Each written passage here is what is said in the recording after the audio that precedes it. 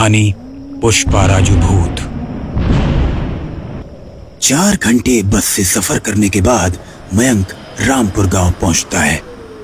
बस रुकती है और मयंक उतरता है।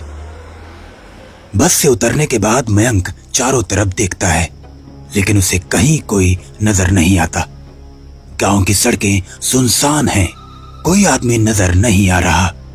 हद है यार, इन लोगों को मालूम था कि मैं 12 बजे पहुंच जाऊंगा, फिर भी कोई नहीं आया लेने। मयंक अपना मोबाइल निकालता है और फोन लगाता है। हेलो मोहन, तुम आए क्यों नहीं मुझे लेने, जबकि मैंने तुमको बताया था कि मैं 12 बजे पहुंच जाऊंगा। भारी बैग है मेरे पास, कैसे आऊंगा? और यहां कोई आदमी भी दिखाई नहीं दे रहा। गांव के सब लोग कहां गए? जल्दी आओ। उधर से मोहन ऐसे बोलता है जैसे वो डरा हुआ है।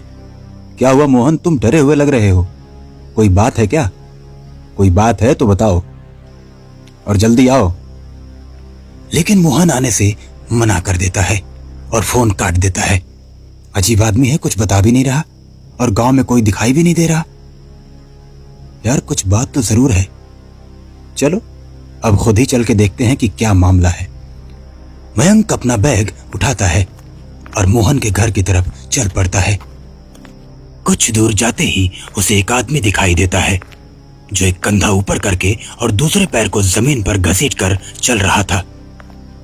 मयंक उस आदमी को देखते ही उसे आवाज देता है, लेकिन वो आदमी तेजी के साथ पैर घसीटते हुए दूसरी गली में भाग जाता है। रमेश उसके पीछे पीछे भागता है, लेकिन वो आदमी न जाने कहां गायब हो जाता है। क्या अजीब आदमी है यार, बात ही नहीं किया और भाग भी गया। चलो हो सकता है बहरा हो। तभी मयंक को एक औरत दिखाई देती है। औरत भी अपने कंधे ऊपर करके और पैर घसीटकर चल रही है। औरत को देख मयंक उसे भी आवाज देता है, लेकिन पहले वाले आदमी की तरह ये औरत भी पैर घसीटते हुए तेजी से भाग जाती है। ये देख मयंक को अजीब सा लगता है। वो सोचता है, दोनों बहरे तो नहीं हो सकते, ये मामला आखिर है क्या? और अब मयंक सीधे पहुंचता है मोहन के घर। मोहन के घर के आसपास भी सब सुनसान रहता है, कहीं कोई नजर नहीं आता। यार हुआ क्या है इस गांव को, कहां चले गए सब लोग? कोई दिखाई भी नहीं दे रहा। जो दिख रहा है वो लंगड़ा कर चल रहा है। इतना सोचते हुए मयंक मोहन को आवाज लगाता है, अरे मोहन, मैं आ गया। अरे अब तो बाहर निकलो, कहां चले गए? तभी मोहन अंदर से निकलता है। मोहन को देख मयंक हक्का बक्का रह जाता है, क्योंकि मोहन भी ठीक वैसे ही कंधे उचकाकर और पैर घसीटकर चल रहा है जैसे गांव के लोग चल रहे थे। भाई मोहन, मेरी तो समझ में ही नहीं आ रहा कि ये सब है क्या। तुम लोग ऐसे क्यों चल रहे हो? क्या गांव में कोई बीमारी फैल गई है क्या? क्या कह रहे हो मयंक? कुछ मत बोलो यार, अब कभी इस बारे में कुछ मत बोलना, नहीं तो तुम्हारा भी यही हाल होगा जो हम सबका हुआ है। अरे यार दिमाग न पगलाओ हमारा, बात क्या है जल्दी बताओ। यार ये कोई बीमारी नहीं, ये पुष्पा राजू भूत का श्राप है जो हम सबको मिला है। अब इसके बारे में एक शब्द भी नहीं बोलूंगा। क्या बोला तुमने? पुष्पा राजू भूत? कुछ भी, साउथ की फिल्म वाला भूत? अरे वाह क्या बात है, क्या पागलों वाली बात कर रहे हो यार। भूत वूत कुछ नहीं होता है, ये बीमारी है और कुछ नहीं। अरे यार मयंक, भगवान के लिए चुप हो जाओ, नहीं तो पुष्पा राजू आएगा और तुमको भी शापित कर देगा। आखिर कौन है ये बीमार पुष्पा राजू भूत, मैं भी तो देखूं। ए पुष्पा राजू भूत, दम है तो मेरे सामने आ जा, जरा देखो तो कि मुझे कैसे शापित करता है तू। इतना कहने की देर थी कि तभी जोर से बिजली कड़कती है। बिजली को कड़कता देख मोहन वहां से भाग जाता है और तभी पुष्पा राजू भूत उसके सामने प्रकट हो जाता है। मैं झुकेगा नहीं, जो भी मुझे हल्के मिलेगा उसको काट डालेगा।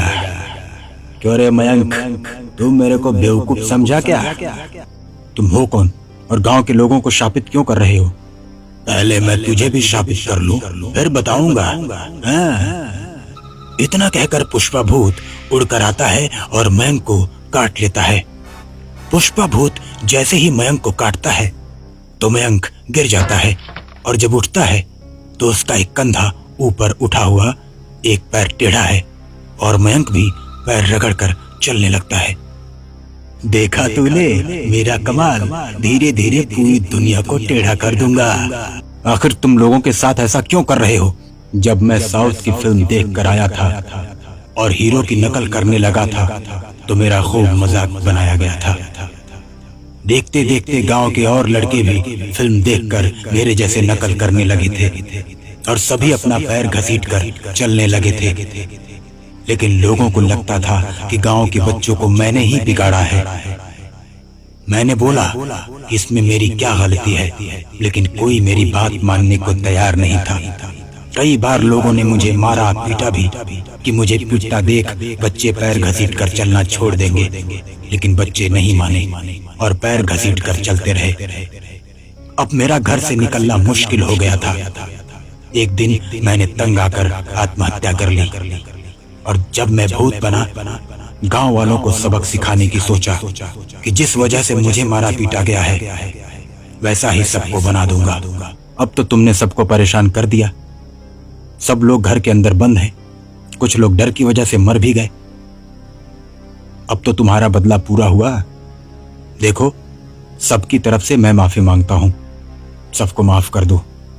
ठीक है, लेकिन एक शर्त पर। मैं सबको ठीक कर दूंगा तो तुम मेरी मुक्ति के लिए पूजा करवाओगे और मुझे मुक्ति दिलवाओगे। मयंक पुष्पा राजू की बात मान जाता है।